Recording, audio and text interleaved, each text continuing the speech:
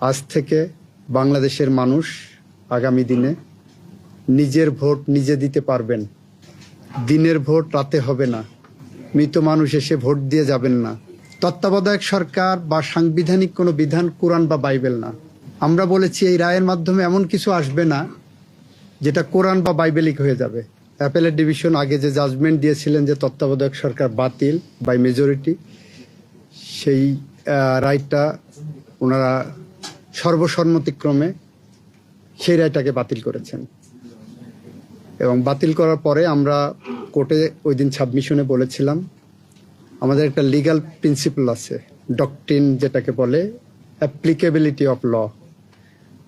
Supreme কোর্টের judgment is also a judgment made law under Article 111 of the Constitution.